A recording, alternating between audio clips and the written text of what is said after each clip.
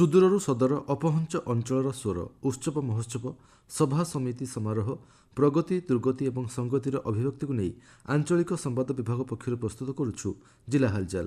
ଆଜି ଜିଲ୍ଲା ହାଲଚାଲରେ ଶୁଣନ୍ତୁ ବଲାଙ୍ଗୀର ଜିଲ୍ଲା ସମ୍ପର୍କରେ ତଥ୍ୟ ଦେଇଛନ୍ତି ବଲାଙ୍ଗୀର ସମ୍ବାଦଦାତା ସୁବୋଧ ମେହେର ଓ ଉପସ୍ଥାପନାରେ ମୁଁ ସତ୍ୟରଞ୍ଜନ ମହାପାତ୍ର। ଫାଇଲେରିଆ ନିରାକରଣ ଅଭିଯାନ ଅଧୀନରେ ଜିଲ୍ଲାରେ ସାମୂହିକ ଔଷଧ ସେବନ କାର୍ଯ୍ୟକ୍ରମ ନେଇ ଏକ ପ୍ରସ୍ତୁତି ବୈଠକ ଅନୁଷ୍ଠିତ ହୋଇଯାଇଛି। ଏହି ଅଭିଯାନରେ ବଲାଙ୍ଗୀର ଜିଲ୍ଲାର ପ୍ରଭାବିତ ପୌର ପରିଷଦ ଓ ବ୍ଲକକୁ ଅନ୍ତର୍ଭୁକ୍ତ କରାଯାଇଛି। ଫାଇଲେରିଆ ରୋଗ ଦ୍ୱାରା ପ୍ରଭାବିତ ପ୍ରତ୍ୟେକ ବ୍ୟକ୍ତି ଯେପରି ନିର୍ଦ୍ଧାରିତ ଔଷଧ ସେବନ କରନ୍ତି ତାହା ସୁନିଶ୍ଚିତ କରିବା ପାଇଁ ଘରକୁ ଘର ବୁଲି ଆଣ୍ଟି ଫାଇଲେରିଆ ଔଷଧ ବଣ୍ଟନ ଉପରେ ବୈଠକରେ ଗୁରୁତ୍ୱ ଦିଆଯାଇଥିଲା। ଜିଲ୍ଲାରେ ହେଉଥିବା ଏହି ଏମ୍ଡିଏ ଅଭିଯାନରେ ଯେପରି କେହି ବାଦ ନ ପଡ଼ିବେ ସେଥିପ୍ରତି ଧ୍ୟାନ ଦେବାକୁ ଅତିରିକ୍ତ ଜିଲ୍ଲାପାଳ କହିଥିଲେ। ଚିହ୍ନଟ ହୋଇଥିବା ପୌର ପରିଷଦ ଓ ବ୍ଲକବାସୀଙ୍କୁ ଏହି ଔଷଧ ମାଗଣାରେ ପ୍ରଦାନ କରାଯିବ। ଲୋକଙ୍କ ମଧ୍ୟରେ ସଚେତନତା ସୃଷ୍ଟି କରିବା ପାଇଁ ପ୍ରଭାବଶାଳୀ ଆଇଇସି କାର୍ଯ୍ୟକଳାପ କାର୍ଯ୍ୟକାରୀ କରିବାକୁ ନିର୍ଦ୍ଦେଶ ଦିଆଯାଇଛି। ଏହାସହ ସାମୂହିକ ଔଷଧ ସେବନ କାର୍ଯ୍ୟକ୍ରମରେ ଆଶାକର୍ମୀ ଓ ତାଲିମପ୍ରାପ୍ତ ସ୍ୱେଚ୍ଛାସେବୀମାନେ ପ୍ରତି ଘର ସ୍କୁଲ କଲେଜ ଓ ଅନ୍ୟ ଅନୁଷ୍ଠାନକୁ ଯାଇ ସମସ୍ତ ଚିହ୍ନଟ ବ୍ୟକ୍ତିଙ୍କୁ ଫାଇଲେରିଆ ବଟିକା ଖୁଆଇବା ଔଷଧ ସେବନ ସୁନିଶ୍ଚିତ କରିବା ତୃଣମୂଳ ସ୍ତରରୁ ଲକ୍ଷ୍ୟଭିତ୍ତିକ ଭାବେ କାର୍ଯ୍ୟ କରିବା ପାଇଁ ଅତିରିକ୍ତ ଜିଲ୍ଲାପାଳ ଅଧିକାରୀମାନଙ୍କୁ ନିର୍ଦ୍ଦେଶ ଦେଇଥିଲେ। ଏ ସମ୍ପର୍କରେ କହିଛନ୍ତି ଜିଲ୍ଲାପାଳ ଡକ୍ଟର ବିଜୟାନନ୍ଦ ସେଠୀ।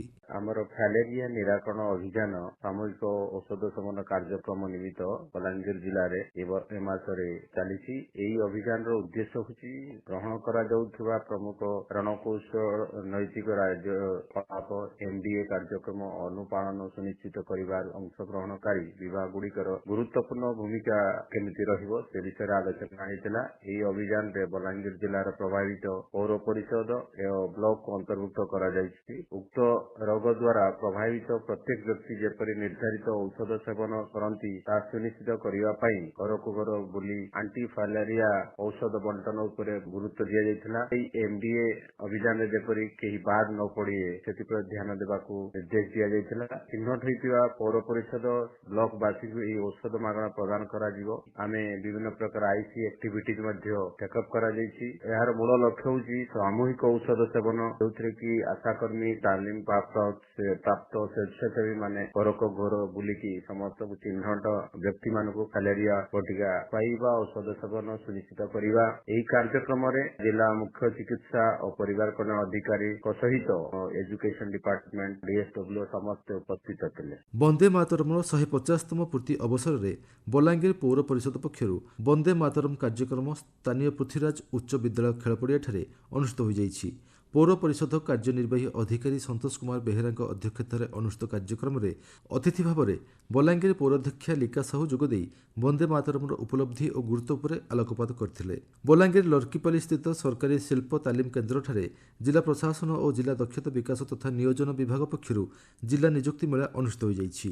ଏଥିରେ ମୁଖ୍ୟ ଅତିଥି ଭାବେ ଉପମୁଖ୍ୟମନ୍ତ୍ରୀ କନକବର୍ଦ୍ଧନ ସିଂଦେଓ ଯୋଗଦେଇ ରାଜ୍ୟ ସରକାର ବେକାରୀ ଦୂରୀକରଣ ପାଇଁ ଗତ 1.5 ବର୍ଷ ମଧ୍ୟରେ ବିଭିନ୍ନ ପଦକ୍ଷେପ ଗ୍ରହଣ କରିଥିବା କହିଥିଲେ।